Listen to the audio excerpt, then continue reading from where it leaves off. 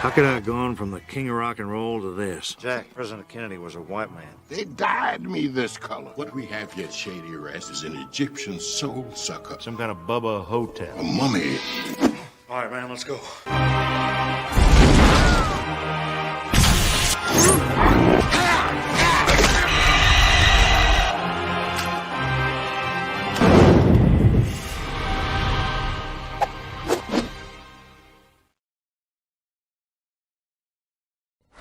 At the river mouth, the bears catch only the tastiest, most tender salmon.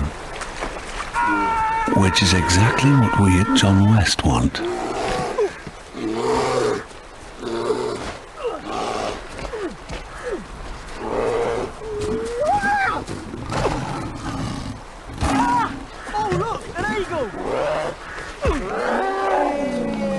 John West endure the worst to bring you the best.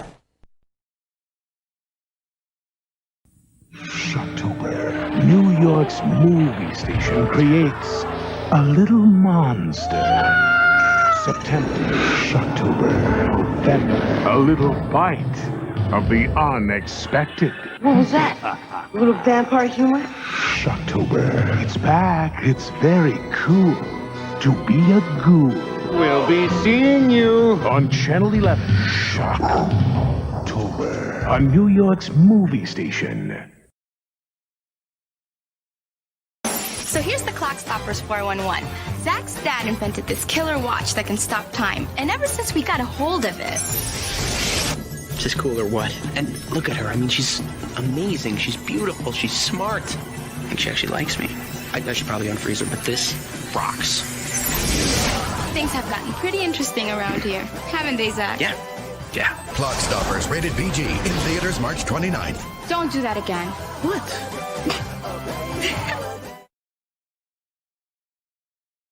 Kids love watching the hidden marshmallow ghosts appear in my Count Chocula cereal. Come, see for yourself. Mom, would you pour milk on our Count Chocula? She shouldn't have poured the milk. Breakfast time, class. Oh, my marshmallow ghosts make Count Chocula a deliciously scary part of any complete breakfast. Do you want to see them appear? Kids, now when you pour milk on your Count Chocula cereal, marshmallow ghosts will appear from inside their chocolate shells. It's a spooky surprise. And there we go. Hi, everybody. Welcome to the inaugural panel for Pop Pop Con Con. This is Movies We Love That You Hate.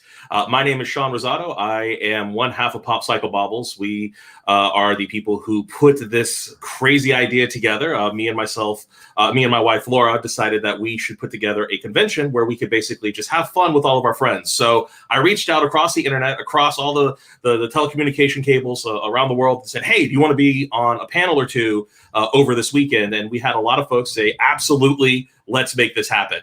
And so here we are. And we're going to get started here with what I think is probably going to be a panel that will have some sincere controversy, because I'm hoping that we get some topics and some movies discussed here that we sincerely love that maybe you, the audience, really do not. And if you do have a comment, make sure to put a comment in there. And if we like it, we'll bring it up on screen. But before we get started, let me go ahead and introduce everybody.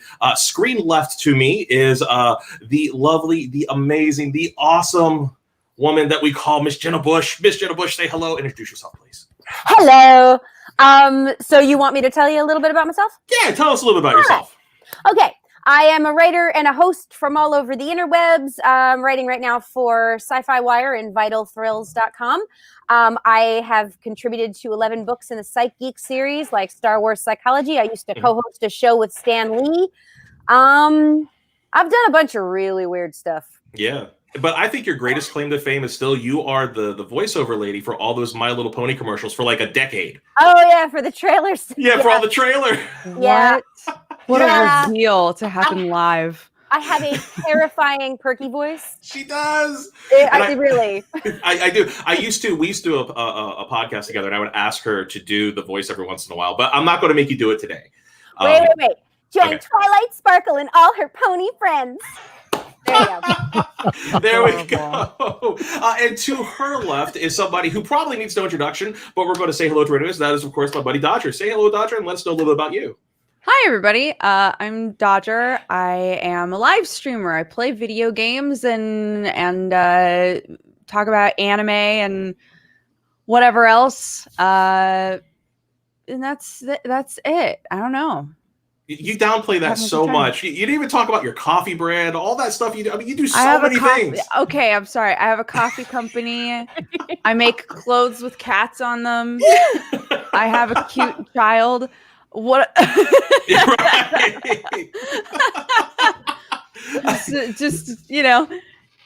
just hanging, trying to do cool stuff. Yeah, I know, especially and trying to do that. How are you handling the young one in the middle of all this quarantine? Has it been more or less stressful?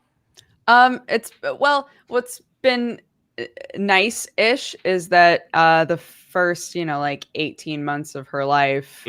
We were basically with her 24/7. We came to England. I live in England now. We came to England and we were like, this will be amazing. Sam's family's huge. Right. They can help us with Clarky. It'll be awesome. And then lockdown happened and we were like, well, I mean, we're used to this, so it's fine. You came for the extra muscle and the muscle can't come help out. Not yet. It's fine. It's all good. Well, that's fantastic. Well, I'm glad at least it was maintaining versus, anything too crazy. Plus, I hear that the weather over there is really nice compared to what we've been going through over here. We've had a crazy summer. I mean, it's been raining finally. That's been awesome. Dope. Fantastic. What's rain? What's rain? Right? I remember rain. God. Rain happened that one time. Okay, Moving so somewhere where it rains rains is from amazing. hurricanes. Right. Now, directly south of Dodger is my buddy Donald. Donald, if you don't mind, say hello and let them know a little bit about you, please. How's it going? There's not much to know. Everybody else has way more than I do. I'm just a dude who likes stuff. That's why I'm here. And you know what? That's probably why I'm perfect for this panel. It's true. Sometimes, the only thing you have to do is just be passionate about something, and we're going to put you on a panel, and that's totally okay. And then finally, wrapping out our group is Mr. Michael. Say hello and let them know about you, please. Hey, I'm Michael G. Williams. I write award-winning horror, urban fantasy, and science fiction. A lot of it's set in the Southeast, some of it's set in San Francisco, and some of it's set, 12,000 years in the future. As one does. That's pretty common. So now, why 12,000 years in the future? Is there a specific reason why you went that far? Because I wanted it to be set so far in the future that it was possible that we would be their Atlantis. Oh. The people that they know probably maybe existed, but they're not totally sure whether all the stories that they have about us are true. Nice. I like that already. Well, fantastic. Well, everybody, thank you for being here. And as I said, this panel today, we're talking about the movies that we love that you hate. Now, I personally have a movie that I want to throw out, but I feel like this is like bringing out the ultimate prize at the beginning. So I'm going to hold on to mine. Does anybody have a movie that they would like to submit as a movie that in general people don't like all that much, but you really enjoy? Does anybody have one that you want to submit? I have one. Okay, go for it. Do it. And it's about half people like it, half people don't. Okay, it's Return of the Jedi. Return of the Jedi. Wait, who doesn't like Return of the Jedi? So a lot of people. Yeah. Oh my God. People Can we don't find like Return those of the people and Jedi. can we physically hurt them? Oh my Lord. Hold on. I need to do something real quick. People, whoever you are, okay, don't do that, okay? Return of the Jedi is delicious and awesome, and you get Ewoks in that, and that is amazing. I'm sorry. But that's why they hate it. They hate it because there's Ewoks in it. They said it was made for children, but I happened to be a child when it came out. So even though it was originally supposed to be Wookiees instead of Ewoks, I was the right age for Ewoks. I thought they were so cute until I thought for a while about how Leia got her dress that she changes into. Right. And spoilers for the movie that's very, very old. Mm-hmm. But I realized they ate whoever wore it last. Yeah. Now, Jenna, I forget. Did you did I tell you about the Ewoks eating people thing and how Lucasfilm gave me credit for that? Did I ever tell you about that whole story? No. Okay, so really long story short, I'm at Dragon Con like 15 years ago. I think it was my first Dragon Con there with Laura. And we were hanging out and they kept inviting me to be on panels because I wouldn't shut up from the crowd.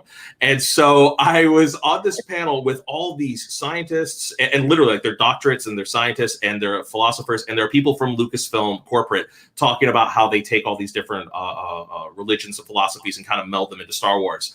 And so I basically stayed quiet unusually until almost the very end. And at the end, somebody said, Ewoks suck. And I said, can I take this one? And basically the super short version is I described me as a child watching this, not understanding that when they put Han and Luke on those giant spits and they're putting them on the fire, as a kid, I know the hero's going to get away. So I never see them as in danger. But as an adult, it clicked in my head, oh my God, they're going to eat these guys. So then you flash forward to the end of the movie. End of the movie, they've blown up the Death Star. Everybody's having a party. The Ewoks are all hanging around with Billy D. Williams and whatnot, and they're all having a blast. And behind them are platters of meat with rows of stormtrooper helmets everywhere. Yeah. And the whole audience went, and I said 3 words that have gone down in history for this panel: Ewoks eat people.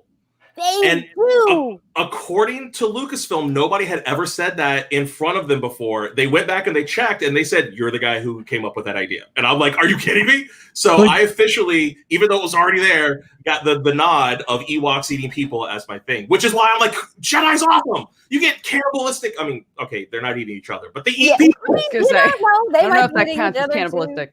Yeah, but there's so much about that movie. Like it really was for kids. And you know, when Star Wars came out, like it blew my dad's mind. Right. But I was teeny tiny. I did not see the first one in theaters. I saw it, I think at home. But yeah, yes, I see the thing there. C-3PO does say that. Yes, right. They were going to eat them. Yeah. I mean, but for some reason, like it never made that connection. I'm sorry, Michael, please. Oh no, they're transparently murder bears. Look at their teeth. And what happens when they encounter the walkers, the AT-ATs or whichever model they are?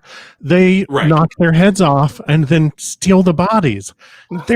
That's their deal. They're predators. That's like it's obvious. In every Star Wars role-playing game that I've ever been in, it's turned out eventually that Ewoks are the like cannibalistic metalheads of the galaxy, and everyone is terrified of them because they're adorable. That's how they lure you in. Yes. And anybody who says the Return of the Jedi is for kids as a criticism has clearly not watched any other Star Wars movie ever made, because we are not talking war and peace here. No, we're very much not. And quite frankly, what we're really doing is we're talking about the fact that you have these just completely awesome, intuitive, incredibly creative natives that are just ripping the crap out of the higher echelon technology. And you know, that has a lot to say about perseverance over your reliance on technology. And you got to love it when Ewoks are using bolos and just like, I mean, there's that one stormtrooper on the speeder bike where they just hold up a line of vines. And boom, they just take him off. Like literally, like I know he's not decapitated, but in my own little fan fiction as a kid, he's decapitated, right? Like that dude is missing his head. You know what I mean? It's a freaking vine. You know, the Ewoks are awesome. I've never accepted Ewoks being a bad choice as far as something to like. And then you have that amazing fight between Darth Vader and Luke, you know, in front of the Emperor. How can you not like sign on to that movie just for that? Oh my God! And I do the Force lightning. Well, I mean, I don't. Right. Well, that you know of. That you know of. But it was so much fun as a kid. And I remember being in the theater for Empire Strikes Back, my little footy pajamas. I ate an entire bag of Twizzlers that did not stay within me for very long. But I remember at the end, it said to be continued. Right. And when I tell people that nobody remembers it, because I guess I'm old or something, but they nobody remembers it. But yeah, it said to be continued, and I remember one of the adults who was a bunch of families that went saying, "What?" And I just assumed that was normal, but then I got very sick, so I always sort of associate Empire Strikes Back with. You threw up. Okay, hold on. We got a comment here. I got to put this comment up here real quick. I did throw up the Twizzlers. I was very, very, very little, and not. What happened was it was a whole bunch of people going to see this movie. We were all into it, and they handed Twizzlers, and I just never passed them on. I just ate the whole thing, so no one noticed they were into the movie. Well, on you, because that'll teach people to take a kid to a movie theater. But I get so much hate for loving this movie. I really do. Like, people get really, they get angry at me for, I still got, actually, as of yesterday, somebody had said that I was a shill for liking the last Star Wars movie. I was at the premiere, and I tweeted that I loved it. Within, like, 3 minutes, someone had spoiled the entire plot and called me I got called a shill. I'm like, if I'm going to be a shill, someone should pay me. Right. But it's so easy to get on people and say, oh, well, you're just in the pocket of, big Hollywood. Okay, seriously, if they want to pay me, I will gladly be in the pocket of big Hollywood, okay? Sure. I don't get paid seriously. crap. So she's like, I'm a freelancer, man. Like freelance.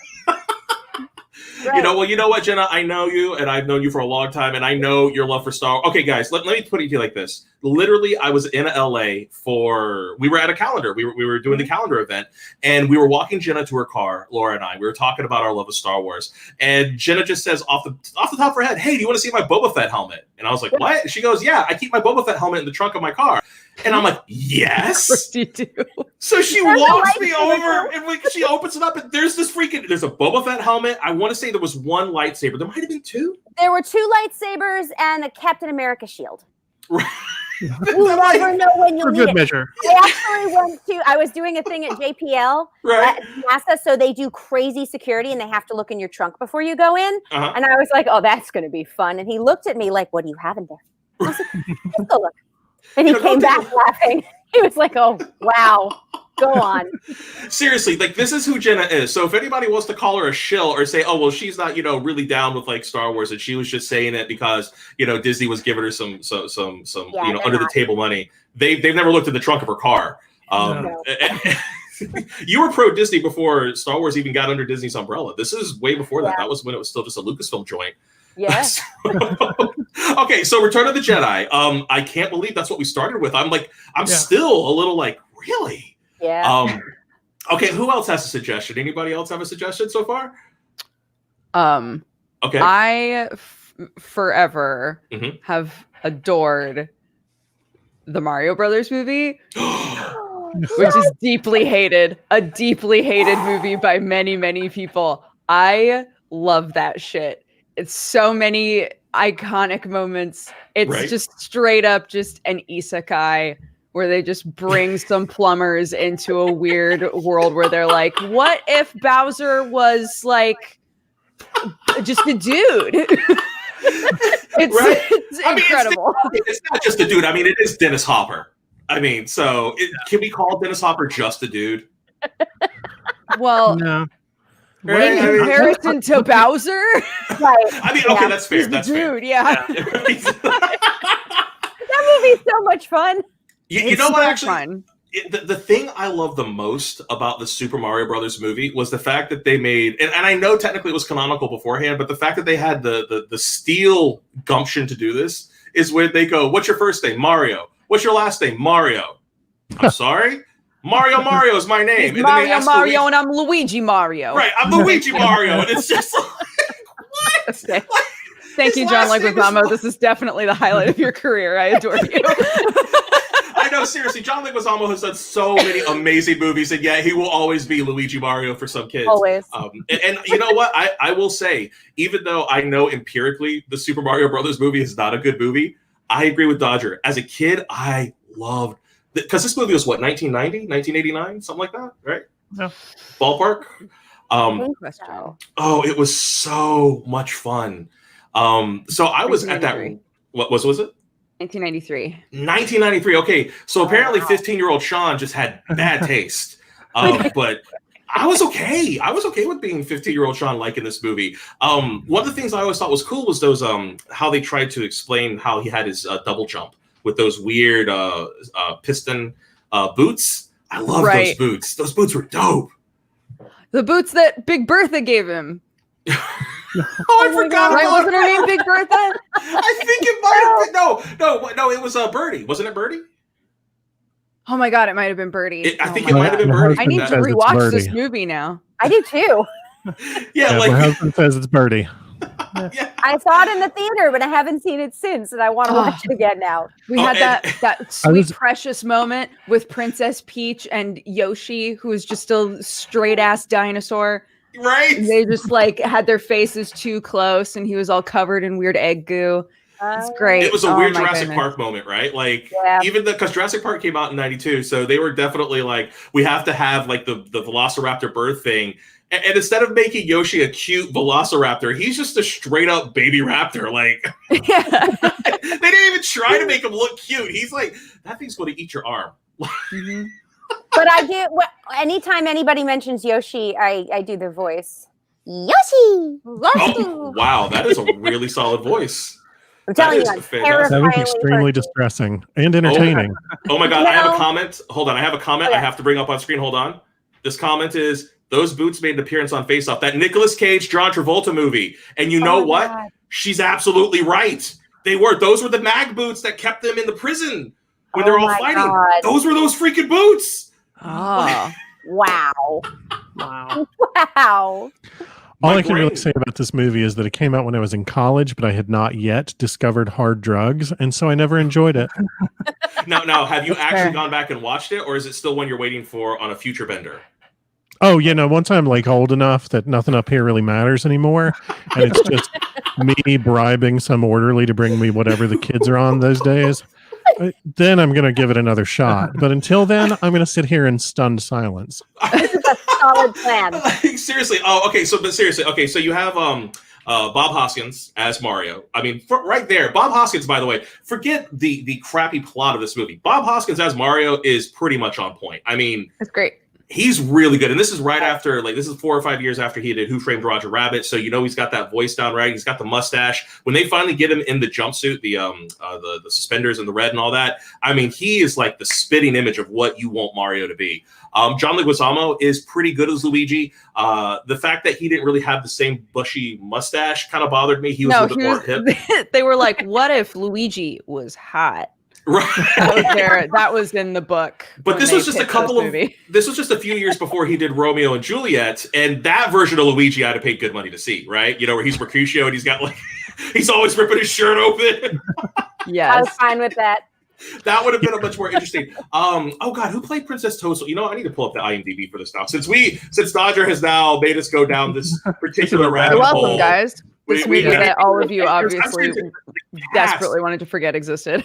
Of all the movies I knew of all the movies I thought of we were talking about, Mario was not one of them. So this is exciting. I'm happy about this. I'm really happy about this. I've only ever seen it as an adult, so it was interesting. The dinosaur people, right? It was cool. It was like Jurassic Park for kids. There's a little scene in the elevator while all the Goombas are in there, and then they make them all dance. Yes. Oh, I love. You know what? The Goombas were amazing in this. I really wish the Goombas were so freaking cute. Like, I love them so hard. Their little tiny heads, and they were always just so eager and happy. They just it made my heart swell. I got to be honest. Like, that was one of those moments that I really, really enjoyed. And I thought they were great. Of course, again, nothing like the Goombas in the game, but who cares? I mean, they're little mushroom people. I mean, so I always kind of wish, though, that we had gotten a return to that world, because, you had Fisher Stevens as Spike, something like that. And by the way, I did look it up. Her name was Bertha. It was not Birdie. So you were correct, Dodger. That's where they got the boots from, was from Bertha. But I always thought that world, even though it was bonkers, it was still a fun ride. It just wasn't Mario Brothers. But it's one of those movies I like to take away from the name and say, watch this without knowing what it's called, and you'll probably have a good time with it. And I tend to kind of be that guy where I can divorce myself from the title of the source material and just try to watch it for what it is. It's very easy for me to enjoy something. Yeah. That's, what? That, quite honestly, in this day and age, is a superpower. If you can enjoy a movie that legitimately does not ride on the rails, that's actually a fun thing to do. I fully endorse that. I'm one of those people as well, where I can watch a movie and I know it is bad. And at some point, if there's something that I like about it, it will become a favorite movie of mine where I'm like, I got to go watch that again. See, I get yelled at all the time for the fact that when I review movies, I tend to like a lot of them. And people are mad. They want to see me rip them apart. But I'm like, but they were fun. Yeah, but it's your time, and you don't have to spend it on stuff that you hate. Exactly. Why spend your time being hate? Exactly. I love that, Michael. Exactly. Why spend time being upset at something instead of liking it? I used to review comics for a queer comic readership blog called Pink Kryptonite. And we would all the time get hate mail for the fact that mostly what we reviewed was the stuff we read that we liked. And I was like, I've read a lot of comics this month and they weren't all great. And I'm not going to waste your time telling you not to read them. Instead, I'm going to tell you to read something that you'll actually get something out of. Good grief. Yeah. You know? Do you ever get the thing where people are like, well, it's just your opinion? Like, Yes. Yeah. That's Yeah. what a review is. That's what I get paid for. Yeah. That's, So, sorry, I hit the wrong one. Hold on. I was going to pull up this right here. This is from Laura. She's a Nightwing, you're staying still in the room. lovely. Yeah, Nightwing, you are still lovely. Yes, Yes. but it was bad movies can be super awesome, totally mindless fun. Absolutely, 100%. Yeah. But if we're not going to be outrageous on it, then if you don't get outraged on Twitter, that means Twitter becomes a more fun place. So I'm totally on the camp of let's just like boost up the stuff we love and ignore the stuff that we hate. That's kind of like how I live my life. I tend, if I'm actively slamming something, whatever it may be, it's particularly repugnant to me. And honestly, I movies almost never fall into that category. Very rarely. I like that the bottom line of this panel is basically let people like things. Yes, absolutely. Okay, Yeah. so now Donald or Michael, who's next? Who wants to suggest the next movie that you love that most people hate? I don't know. I got a whole list. Because I love most everything. Unless I'm in a bad mood. Like you caught me in a bad mood when I watched Solo, and you were like, showed me your homework. And I was like, I'm sorry. Oh my God, yes. This was hilarious. Okay, so I've been trying to get him to watch Solo for a long time. And he was like, okay, I'll get to it. And so he starts watching it. And so I'm messaging him, so how are you liking it? And he's like, this movie kind of sucks. And so I literally asked him to show me his homework. I'm like, you need to explain why you think this movie sucks. I didn't say it sucked. I said I didn't like like 3 things. And you were like, oh my God, what's your problem? I'm like, I said it was good. I enjoyed the movie. I just didn't like these 3 things. And you were like, dude. No, you're retconning a little bit, but okay. No, it's on Facebook. I will post it. It is. We could actually go through the Facebook chat and look. Because I was getting a little bit like annoyed with some of the things, but yeah, because you didn't like the fact that they explained. You didn't like that they explained the dice. You didn't like the fact that they explained how he got his last name. yes. And What the hell was that for? Yeah, No one wanted that. Yeah, I was like, I haven't why? seen this movie, so I'm just gonna. You could have just told me his last name is Solo, and I would have been like, cool. Yeah. Well, name. I like that. I like that they That is ask him not his name, and he fair. goes, "My name is Han," and they say, "What's your clan affiliation?" And he says, "Solo." And I just like that. I thought that was like a nice way because he just said it was like a cute little clever moment. Just like, oh, okay. I thought that was clever. I thought that was really cute. Like, oh, that's and the other thing I didn't like was like when he was like, your name's Chewbacca, I'm gonna call you Chewie, and I'm like, because it's too long to say. I'm like, well, yeah, we already knew that. I mean, why do you have to tell us that? Well, because it's his first time meeting. And that was all I said about the movie. And Sean did not appreciate that. I did not. And I'm Team Sean about this one because you're wrong on every point. And I'm just like, I still really love the movie. By the time I got to the end of it, I just knit it and picked some knits, and that was about it. Yeah, to be fair though, like when I asked him about it, he was right. I think about the point where he's bonding with Chewbacca. So the rest of the time, he was like, "Okay, this movie's picked up a lot." So he actually came around on it pretty hard. So yeah, once they train heist forward, kind of, I was like, I'm on board. But like a little bit early, I was like, train heist forward. Yeah, like, Dodger, you got to watch it. There's a huge train heist scene that's really cool. That is cool. And we can't say anything because you haven't seen the damn movie. I'm sorry, Michael. Please. Yeah. It's okay. Well, it's basically like it's every hard-boiled detective movie crossed with every heist movie that you've ever seen. Only it's set in the Star Wars universe. It's phenomenal. It is like every fun trope that I love wrapped up in one big movie. It's like Blade Runner and George Lucas got real drunk at the party, and 20 years later, somebody knocks on their door at Thanksgiving and says, "Mom, Dad, I'm home." It's so good. It's me, the Solo movie. Yeah.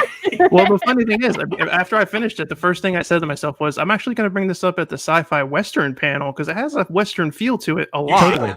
And I mean, all the poker or sabacc that they play, and and the train heist, and I'm just like, whoa, I'm gonna talk about this. I didn't expect to talk about it now. It's just that was a funny back. That's where your brain went to, huh? Okay, Yeah. so let's put Solo aside so we can talk about more on that Sunday. Do you have another suggestion of a movie that you love that people pretty much dislike? I do have another Star Wars movie, but I feel like we've talked about a lot of Star Wars movies. Okay, so let's move away from Star Wars. Move away from Star Wars. But by the way, if anybody's curious, Donald is in my house. He's literally one door next over. So when we get done with this panel, I am going to tape him to a chair, and he is going to watch Solo again until he likes all the little fan service moments. Okay, wait a minute. Okay, look, Sean, if we're gonna say let people like things, you also have to let people dislike things that you like. Not all the time. Because Yeah, not on my I didn't love Solo. I gotta say, I didn't hate Solo. I enjoyed Solo, but I did not That's love acceptable. I mean, No. I don't know. it. I mean, I enjoyed a lot of it. I think there were some things that were a little weak on it, but I still had a really good time. I had a blast. Yeah, I know. I did not regret my time, but to get I was Away going to from say Star Wars. I was going to say The Last Jedi, but we can talk about that some other time. If somebody else wants to bring that up, but Batman v Superman is another one that I love. People Oh my God. hate. I did a 2-hour podcast on why I hate that movie. It was supposed to be 45 minutes. If I can piss off this panel, then I feel like I succeed. So No, you have not pissed me off. I think you might have just pissed off everybody in the chat, but no, I'm right there with you. Please, Jenna, go for it. No, I feel like I mean there were so many things that were messed up, including the Martha thing. I feel like the whole Martha, your mom's Martha too. Really? Were you? Well, he didn't say it like that. It's not like he. I mean, he might as well have. I watched it again. Let Donald talk about why Donald likes it. Talk about why you like it. I was going to say, I don't have a problem with anybody liking it. I was talking to my friends Robert and Doug about this last night, and they brought up the Martha thing, and I was like, I actually kind of got goosebumps at that part. I love that part for some reason. I don't know what it is. It's just and they were like, oh, and I was like, I didn't realize that the last hour is a fight. The entire hour. Like I watched the Ultimate Edition. This is the first time I watched that, and I was like, so what do I love about it? Most everything. Me and Sean actually had to talk about Lex Luthor too, not too long ago, about how much we liked the Lex Luthor in that movie. And yeah, your favorite part. Yeah. And, I'm not a big fan of that one. Yeah.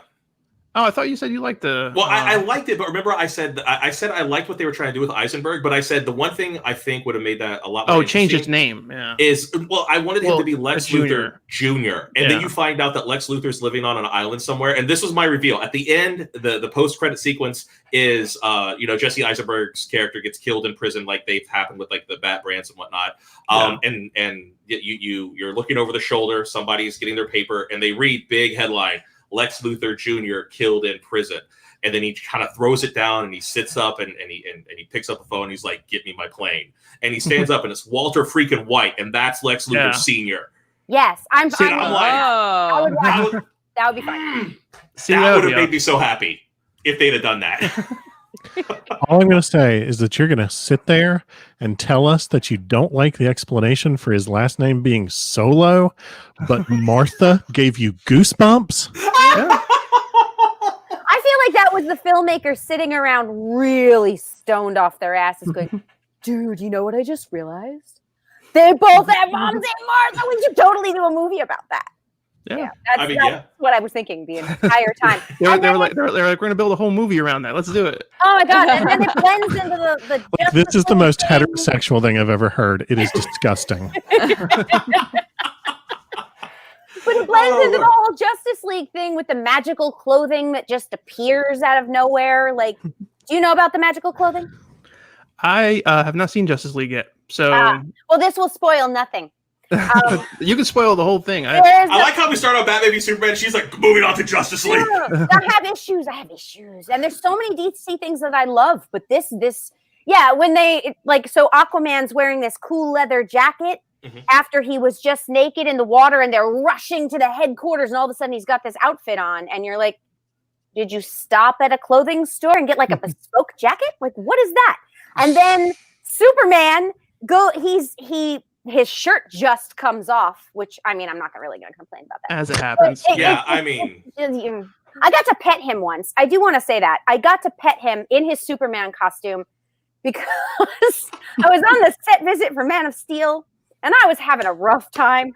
And they said, a bunch of the other people in the set visit are like, look, she just went through a divorce. Can she touch your suit? And I was like, can I?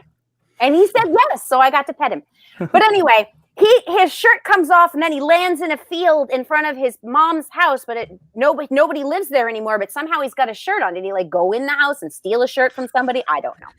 All right, I'm done now. I swear. I quit caffeine today. That's okay. Well, I mean, you have more panels with us this evening, so I'm glad you're caffeinated. I'm glad you're caffeinated for it, because we're going to need that kind of energy, so that's good. So, I will say, Donald, I do agree with you in overall that I actually really liked Batman v Superman for what they were trying to do. But I think the big problem with DC is one, they wanted to get to those big moments that Marvel had, such as the Avengers first movie, and kind of like these moments where you have like in Civil War, where you have, you know, Iron Man versus Captain America, without earning them by making those solo movies. So they try to cram it all in. Which makes for one, an extraordinarily long movie, and two, you know, you're just burning through storylines. I mean, you know, Batman and Superman, their first meeting could have just been a whole movie, but then tying that in with Wonder Woman showing up, and then tying that in with the Doomsday storyline, and it's a lot. And I feel like when you also give it to Zack Snyder, who is the king of slow-mo emo cinema, again, stylistically, it's very interesting, but I think that it can absolutely piss people off. So you have to be in the right state of mind, because sometimes it works beautifully and sometimes it doesn't. Like still one of my favorite movies in all of kind of like comic books is Wonder Woman's appearance. When Wonder Woman shows up at that Doomsday fight and you start hearing that freaking war drums and she's just ready to go, I'm like, raise the roof. And it is a sincere moment of just pure joy. And the fact that Gal Gadot is just destroying it the entire time. I mean, she's just beating the crap out of this giant CG monster, and she's got a smile on the entire time. It's so much fun. And I think what most people miss is the fact that the rest of the flick doesn't have that energy. And you know, that's unfortunate. But I think as we're moving away from the Snyderverse, I think we're starting to get people involved that are going to be able to make better choices that will take the stuff we did like from those movies and then grab the storytelling techniques that everybody else likes and kind of smooches them I together. like that.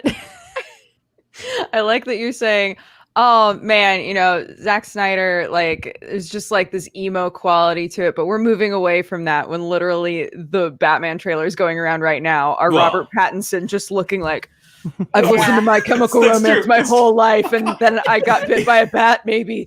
Like he's like, AFI and My Chemical Romance are my jams. Love Like Winter. It's my song that I do leg day. We're definitely leaning further into that. But as far as Batman is concerned, but then when you look at like what Wonder Woman did, when you look at like Suicide Squad in general, doesn't go that way. Shazam definitely was moving away from that. You can feel that everything not Batman.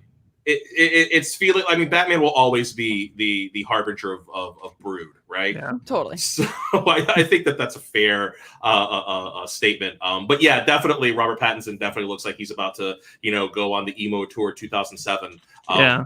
So it looks like I won this panel, so I'm gonna go. Oh God, one more thing to say. Why is everybody's superhero symbol created out of like clip art? Like that's where the stuff comes from. I'm like, maybe really? They've just got like piles of art on them. They're like, they spent all their time coming up with that Martha part. They had no more time for anything else. That's true. I will say though, Dodger mentioned the Pattinson Batman that's coming out. I do like the fact that they took that one line that Kevin Smith wrote he did a one-off. He did like this little short story for one of those like 100-page like specials that they do. And in that story, basically, he breaks down the gun that killed his parents and he turns it into the bat symbol. So now the thing that took 2 lives is the thing that will save his life. And so apparently they're actually incorporating that into the Pattinson movie. So the bat is actually made from the gun. You could see parts of the gun that killed his parents. And I was like, all right, that's pretty cool. I like that. Batman's parents die? Really? Spoiler. You know what they should do? They should put that in the movie. Yeah. And put it in slow motion. Intro credits in slow motion with the pearls. Really slow motion. And need to see that again. How does it's definitely an underexplored part of the myth. Yeah, we always talk about how sad he is, but do we talk about why? Never. No, never. Where does he get how does a kid get the gun? Right. I think they have it in evidence, actually. I think what he does is I think he knows that it's in evidence that he breaks in his ninja costume when he's Christian Bale and he goes and he kidnaps it. Kidnaps it? Yeah, he kidnaps it. He kidnaps it and he kidnaps the gun. I don't know. Basically is a living thing, so why not? I've got your gun. Oh my God. Okay, Michael, what's a movie from you, sir, that you love that people hate? So a movie that I really love, but that probably, I don't know, it might be too niche. I don't know. I've watched it, and apparently other people have watched it. It's 1980s The Apple. Okay. I've never heard of that. Okay, I won't like launch into my hour-long ramble about elevator this. pitch. What I'll say instead is imagine that like a middlingly okay college drama department has gotten the budget for a Broadway musical, and they've like tripped and turned on a camera, and you get a far future, except it's 1999. No, it's the year 2000. That's right. It's the far future, quote unquote, in which everything in the economy is based on rock music. And it's all a sham of like, how are they going to select the next big band? And it turns out that it's mostly through competition shows and things like reality television, except reality television hasn't been invented yet.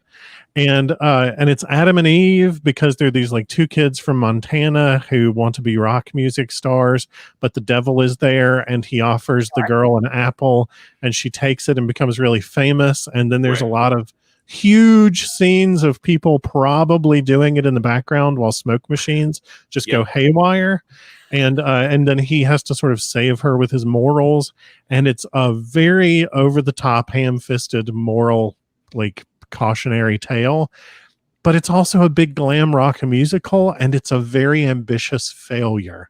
And that's something that I find really interesting in any artistic endeavor. When somebody tries really hard and they just like almost make it, but they trip and fall right before they hit the ribbon and cross the finish line. That's a really, really fun thing to enjoy. And like, I genuinely enjoy it. There's a lot about it that's actually really good. You can tell that basically they had budget for costumers and they had budget for set builders, and they had lots of budget for makeup. And wasn't the name of the and bad they guy also had lots of budget for dancers and Wasn't the name of singers. the company like Electric Boogaloo? Because I remember it was like Boogaloo something or International Boogaloo. Because I remember I was like, wait, didn't the Breaking movie rip off this title for like their bad? Wasn't that like the company that controlled everything was Boogaloo something, right? Probably. That's a bad thing now. Right. Yeah. I mean, seriously, that's like one of the things I remember from this movie is I remember all the smoke machines. I remember all the weird kind of thrusting in the background.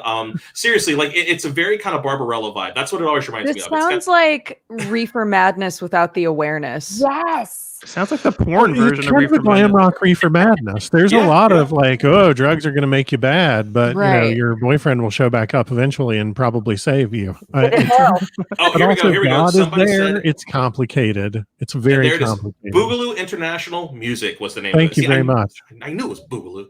Thank you, Stacy Chat. Oh, yep, Stacy's Chat. Stat. Sorry, missaid your name. But yeah, I remember the apple. That's a deep cut. Like a deep cut. I probably have not seen that movie since the mid '90s. That's a cool. There's a really good riff tracks of it. Oh, is there? Okay, Is it on Prime? I want to watch we can that. Watch on Prime? Probably. Awesome. Okay, so guys, if you want to watch this, definitely, if you don't want to just watch it like legit, like just on, go find the riff tracks of this, because I didn't even know they made one, and I will totally check that out. That's awesome. It's very funny. That is fantastic. But you know what? I don't think you really sold it as a bad movie, though. I'm down for people checking this out. Oh no, it's terrible. People having sex in a smoke machine just sounds like my kind of day. Okay. If you watch this movie and it resembles your life, that's probably a time when you should reach out and ask for help. Oh, I'm here for you. there you Remember go. the thing I said about when I was in college before I discovered hard drugs? There was a period after that looked an awful lot like the apple, and you need help if it's like that. Oh, no drugs, just the smoke machine. That's all I care about. And maybe the sex a little bit. Maybe. Okay, so I actually have two, but I'll let you pick. Do you want me to give you my modern pick, or do you want me to give my more like 90s pick? Which one would you rather hear? 90s. Yeah, we haven't heard 90s from pick. 90s. Okay, 90s pick. Okay, seriously, I legit love this movie, and every time it comes on, the thing I lament, and it's exactly what I was saying about Dodgers, which is they need to change the title of this movie, and I think people would have enjoyed it a lot more. Speed 2, Cruise Control. Oh. I love the laugh. Like the one, like, did that son of a bitch The just idea of anyone having an opinion on Speed 2 Cruise Control It's is just such a fucking nothing killing movie. me. It is like It is such a nothing movie. I could have gone the rest of my life never thinking about that movie ever again. Is that the one with the cruise ship? It's the one with the cruise ship. Yeah. Is that the one with Willem Dafoe? Yes, it's the one with Will Dafoe. It's the one with the cruise ship. It's the one with Jason Patrick. And Sandra Bullock is back as her main character, Annie, from the first Speed. Oh, thank God. Oh My God, guys, I can't tell. Okay, so this movie has history with me as a teenager. I used to go to the movies like 2-3 times a week with my buddies. And we'd always go see whatever the movies were out in theaters. And that is correct. There was no Keanu in this one. And so I was really interested in the idea of Speed 2 Cruise Control because, one, I liked the idea of the Speed universe having kind of a continuation. But I also was a big fan of Jason Patric. And if you didn't know, Jason Patric's one of these actors where I guess he's independently wealthy, but he doesn't usually sign on to a lot of movies, especially back then. If he signed on to a movie, it's usually because he really liked it. And because of that, I took, just that person being in the movie saying, okay, well, this is going to at least have something of merit to it. So then it's like Willem Dafoe's in it. And I'm like, well, shit, Willem Dafoe's in it. I'm definitely going to show up. So I get my buddies and we go and we watch this film. And we're split down the middle. And for the whole summer, it became a war between like the 4 or 5 of us that were there. Okay, you're wrong. Prove me right. And so we kept going back and watching the movie over and over and over again because either we were all going to be right or we were all going to be wrong. We kept watching this movie. It was, to my mind, the very first movie that I can remember where I intrinsically loved it and somebody hated it. And we were so violently or vehemently on either sides of this that we could not let it go. And we just kept going back and forth. This has to be I was going to say, this has to be the most anyone's talked about that movie ever. So far. When this movie came out, I remember sitting in the kitchen of my fraternity house. This is going to be a pretty complex sentence now that I get ready to say it.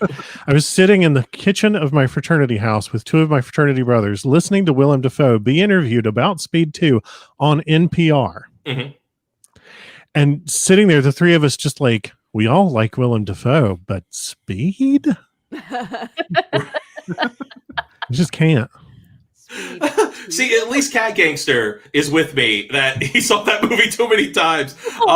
Hey, wait, you have to choose these comments. That's cheating. I do get to choose these comments, and that is cheating, and I'm totally okay with that. But one of the things I will tell you is that this is a movie, if I see that it's on, like if I'm just like flipping through channels and it says Speed 2 Cruise Control, I'll stop what I'm doing and I'll watch this movie.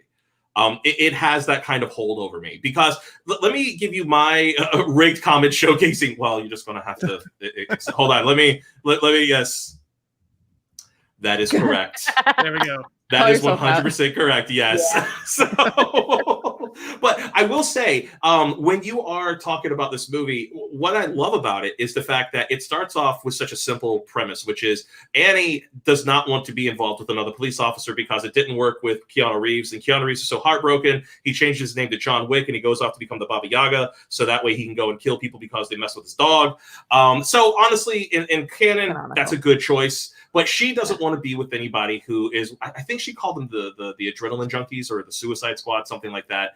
And she thought he was like a beach cop. And so he's ready to move to the next level. Let's get engaged. Let's get married, talk about kids. And she finds out that he is this cop and he's trying to win her over. So he's like, let's go on a cruise and just enjoy ourselves. So like the first 30 minutes of this movie is just 2 people like falling in love, it's just like a fun, relaxing flick of just, hey, look, you're on a cruise.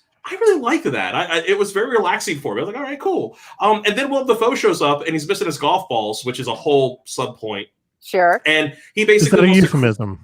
I mean, it's literal and a euphemism. It's both. Okay. But he basically is the guy who programmed this boat. And because he was around these supercomputers, they gave him cancer in order to program them. And the company basically cut him and his insurance. So he's dying of this cancer. And he basically wants to like rob them blind, blow up their flagship and get his revenge. And so it becomes this whole deal where they're trying to stop this boat, which is literally just heading straight towards this oil tanker. It's not a speed movie. It's just a weird movie about a boat on cruise control. Yeah, I became Canadian for a minute. I became very Canadian there for a second. But it's a boat that's just stuck on cruise control, and they're trying to stop it, and they can't do it. Tamara Morrison's in this, so you got Jango Fett floating around. I mean, there's a lot of really fun moments in this flick. But people, I have no memory of any of that. I'm serious. Wait, slow down. He's got cancer. Yeah. Okay. So yes, this is what it is. Hold on. Let me pull this up. So that is exactly correct, Statch. So what happens is scientists theorized at one point that if you're around giant supercomputers, not the ones that we have today, which are much smaller, but the giant ones that would require like an entire building to cool it down, they would create such a powerful magnetic field. It was theorized that it could create cancer if you spent too much time around it. And he spent years of his life basically programming the base code for these shipping lanes.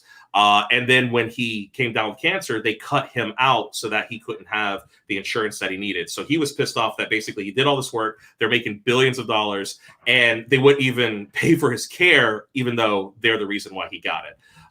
So that's the subplot. And the fact that I remember that plot point so easily is reason enough why I love this movie. And Willem Dafoe is like full on like crazy. Like this is like one of my favorite like just like completely manic moments in the Dafoe catalog of a lot of moments.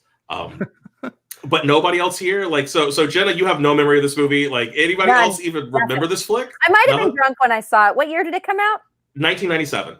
Yeah, it was totally trash though. You're drunk in 1997? Yeah, okay. probably most of the year. Great. No. Yeah. Oh Lord, yeah. But that was one for me. That one I love. Speed 2 Cruise Control. It's just a lot of fun. I get a kick out of it. No one even cares on this movie enough to hate on it. That's okay too. You know what? Honestly, I think that's probably the worst thing is when people don't even remember movies. They're like, yeah, nah. You know, that actually kind of makes me sad that people don't remember Speed 2, you know? And that makes me a little sad. Blame the alcohol. I'll be thinking about this for a while. Yeah. Right. That was my okay. So then I have my big dog, the one that I knew if I said I love this movie, it would get a reaction from people. And it's a good one to start to wrap up on. And that is, and I sincerely mean this. I loved Avatar. I still love Avatar. Ooh, wait. Savior movie. You talking about the blue people one? I'm talking about the Blue Smurf people movie. Okay. We're not talking about Shamalama Lama Lama. Oh my God! I was no. Please tell me you're not talking about the Avatar: The Last Airbender movie. No, look. Yeah, I almost had a heart attack. I'm sorry. I can deal with Blue Avatar. A lot of people loved Blue Avatar. Yeah, I did not. Yeah. It's a white savior movie. It's like, hey, you know what would be really a great idea that you guys would never have thought of on your own is if you band together, you could beat the one guy. And then he flies in on their religious symbol. Right. I don't know. That was a problem for me. Right. Sorry. I'm reading the comments. Hold on. I got to read the comments here. Okay, so here we go. These are some of the comments we got. Oh, thank God. And then we also have, oh, thank God. Oh, sorry. Oh, thank God. It's not the last Airbender. Oh, yeah. Then we also, like, who hated Dancing with Smurfs? And then this Laura is making fun of how I say Shyamalan's name. Shyamalan. It's true though. It's true. I was a big fan of this movie, and I know that the big crux of this is the white saber complex. I know a lot of people. That's literally what they should have named it. Yeah. And I get that. But there is also they also could have named it Military Industrial Complex, the movie. Right. But one thing, Curly villain. Yeah. Go ahead, get it out. Go on. They could have. They could have called it 2D. It was pretty though. It was very shiny and pretty. Okay, so we've muted Jenna and Michael for the rest of the show now, so we won't be able to hear from them anymore. I'm playing. I thought that they muted themselves, and I was drunk on power. No, I mean these are all very valid reasons not to like the movie, but there was something about it that as a person who studied a lot of stories from a lot of different cultures, there is one story that's always fascinated me, which is the outsider who eventually becomes the very thing that everybody's kind of pushing against. So, the idea that, everybody says you can't be one of us because you're intrinsically not one of us. And then that person actually turns out to be the one that they've been waiting for. It's not just a white savior complex. It's a story that's been told for centuries from just dozens of different cultures. And it's very much quintessential to the human experience, which is I want to be accepted by these people because I see something of them of value and they hate me. How can I find a way to help them, especially because it's important to me? And that's what I thought this story was trying to convey. It wasn't trying to do lazy storytelling. Because for me, I really went on that journey with the character of Jake. And I always liked the fact that, you know, his journey felt sincere to me. But I also know from a critical eye, it is a very overused trope. And I can't defend that it's, I'm sorry, Michael, I think I still have you on mute, buddy. I'm so sorry. No, stop. Sorry. Hold on. You should get your time. No, I did it myself. I thought I turned you back on. I'm so sorry. So you like why don't we all mute my ourselves? husband? So I'm No. I was just making a joke, and I thought my mouse pad here is real sensitive. So if I hit it, sometimes it hits it as a double click. So that was bad on me. But I again, from a narrative point of view, I know that it's troublesome. But that's the one part of it that I could see. But like the rest of it, I thought he spent a really good job building this movie up, and I always enjoyed it. May I just say one word? Absolutely, say all the words. Unobtainium. I know it's a real thing, but they couldn't have thought of anything better than that, because that's one of those real things where people are like, but why is it real? It's stupid. Like, it's mathematical. Okay, so unobtainium, for those of you who don't know, unobtainium basically is, they've if you've ever looked on the table of elements, we've mathematically figured out what all the elements can be and what other elements and the possibility of them being out in the universe could possibly be, even though we haven't proved that they exist yet. Unobtainium is basically the it's like 0.00000 to the infinite decimal point 1% that's out there, which is why it's called unobtainium. We'll never find it, but we know it exists out there. They did find it. We found obtainium. No, we didn't. So, yes, they found in the movie. And even if they did find it, then it's not unobtainium anymore. Technically, yeah. Think of it I just rename it. Something else. That's part 2. That's where they come from. Cool. Oh wait, hold on. Sorry. So they stole it from The Core. The Core. That's a fun movie. You guys remember that one where they have to drill down to the Earth and they have to use nuclear bombs to start back up the core of the Earth again? Yeah. Yep. That was good. That's a good movie. Yeah, I enjoyed that movie. But again, I liked Avatar. I thought but that's one that I've always been a big fan of that people hate. And I've always been so curious. But I honestly, Michael and Jenna bring up the point I think it is the most valid and is the one I hear the most, which is the white savior complex. You can't get around that one. It's right there on Front Street. It's just blah. But I don't necessarily think that invalidates the whole movie, though.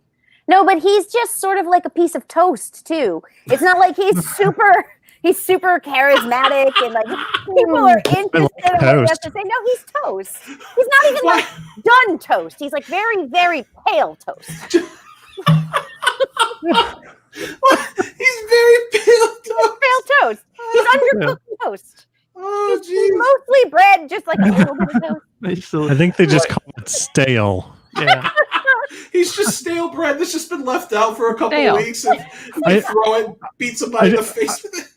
Admittedly, 30 minutes ago, I was all like, let people like what they like. Don't waste my time by saying how much you hate things. No, that movie is terrible, and you should feel bad. You're like, and then you brought up Avatar, and the line was drawn. Yeah. I know. There are lines you don't cross, Sean, and you found it. I'm glad you saved it for last. He should be fed to the ducks. He's a stale bread. Wow. Honestly, I did not think that we would have that much of a reaction to Avatar, but I'm glad we did, because those are the kind of reactions I think are fun on these kind of shows, where we are able to sit down and kind of talk about this and really kind of enjoy what is interesting about those movies. But again, I as much as I love the films, I can't say that I disagree with any of your comments on it. I mean, like I said, the white savior complex is a big deal. But before we get out of here, we got about 5 minutes or so left. Rapid fire. What are some other movies that you guys like? Does anybody have one? Return of Jafar. Oh, well, okay. So we go Mortal Kombat. What did you say, Dodger? Return of Jafar. Mortal Kombat was one that I was going to say as well. It's amazing. The Return of Jafar. You know what? Return of Jafar actually is fairly legit. No, we can't. It's rapid fire. We can't talk about it. But I think okay. So Return of Jafar, Mortal Kombat. Well, Donald, do you have one? My only other one was The Last Jedi, which I know a lot of people hate. The Last Jedi. Okay. What about you, Michael? Alien Resurrection.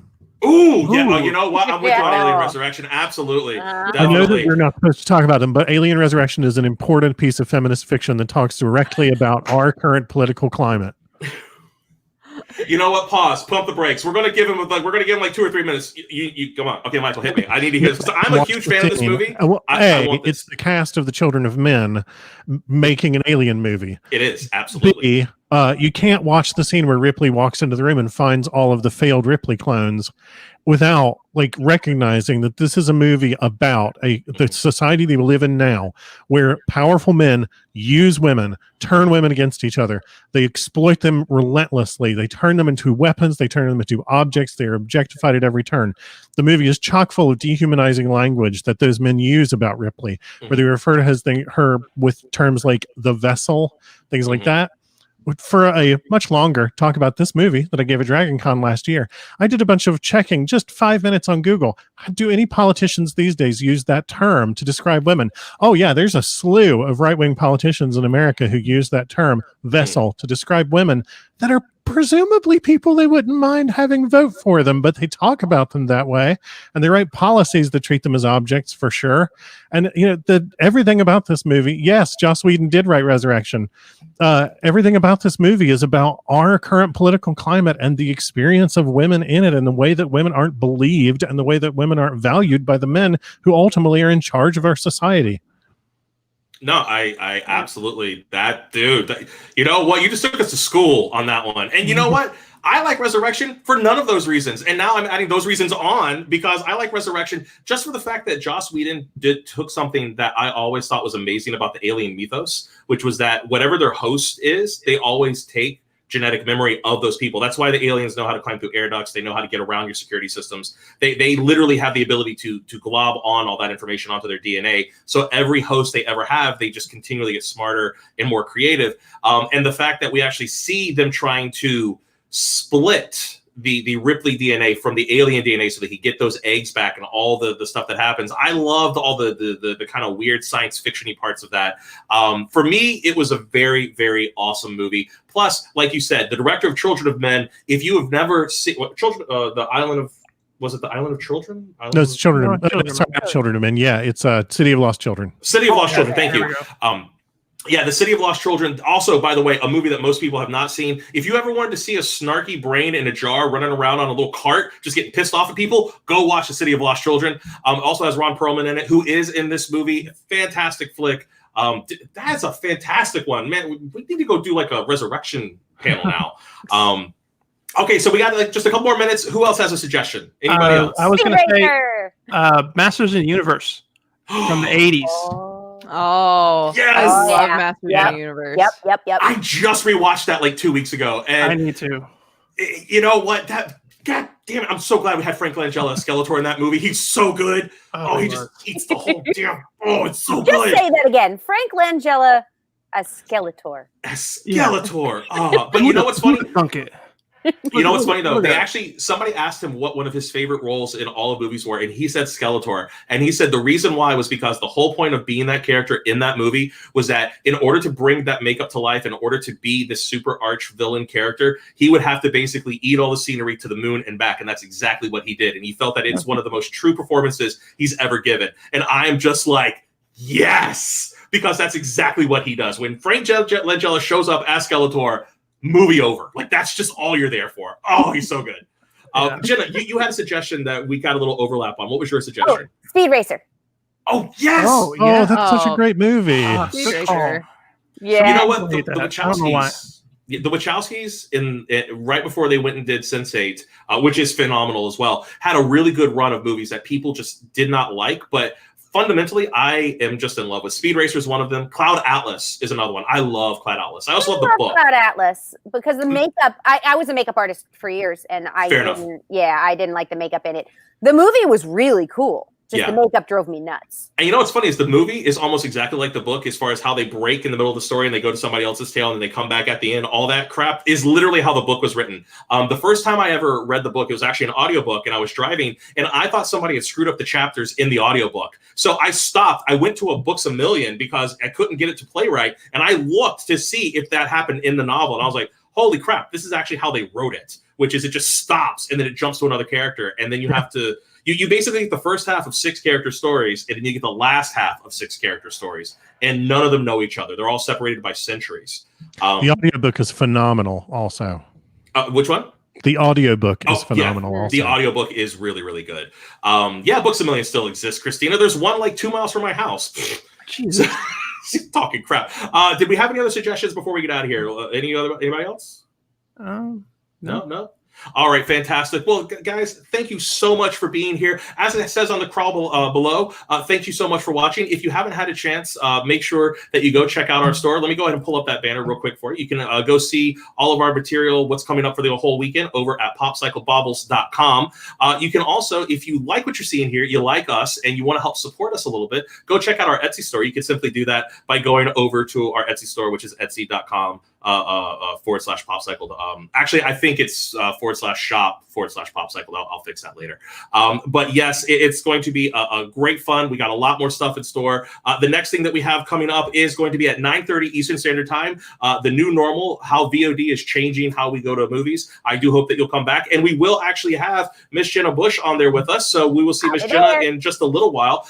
But again, for everybody here and for everybody out there, thank you so much, Jenna. And wait, I'm sorry. I just saw Dodger's name as Mario Brothers sympathizer. Yeah, it's awesome. That was so great. Did you guys know that this program lets you change your overlay name in the middle of it? I did not know that. So for those of you who are waiting to see Dodger tomorrow, I guarantee you she'll be doing that the entire time.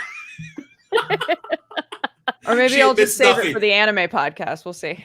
There you go. But again, Jenna, Dodger, Donald, and Michael, thank you so much for being on our first panel of the entire Pop Con. I had so much fun. You guys are the best, and I can't wait to see you guys on some other panels very soon. Okay.